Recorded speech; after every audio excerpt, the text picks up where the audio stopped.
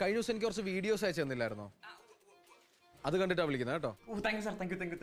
ആ വീഡിയോ കാണുന്ന പൂച്ച നിങ്ങളുടെയാണോ? തന്റെ കൂടെ ആ വീഡിയോയിൽ ഒരു പൂച്ചയില്ലേ, ആ പൂച്ച നിങ്ങളുടെ തന്നെയാണോ? പൂച്ച അതെ സാർ, ഞങ്ങൾ തന്നെ നോക്കുന്നത്. Very good very good. എന്താ പേരെന്താന്ന് പറഞ്ഞത് താങ്കളുടെ? ചന്തു. ഞാൻ വിളിച്ചതേ ശേഖർ സാറിന്റെ പുതിയ പ്രോജക്റ്റ് താൻ കേട്ട് കാണല്ലോ, മാർജാര മോഹിനി. ചിത്രമാണ്, പൂച്ചയാണ് അതിനകത്ത് main role.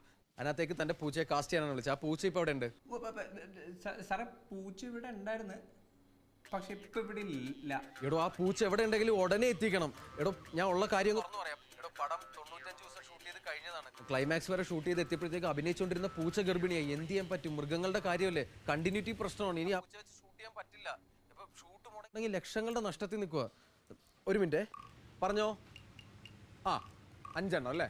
Okay okay okay okay. രാജീവേ, കോച്ച് സാറിന്റെ സെറ്റിലേക്ക് 5 ബെൻസ് വിടാൻ മാസ് പോയിരുന്നു. എടോ നമ്മളെവിടെ പറഞ്ഞു നിർത്തിയത്?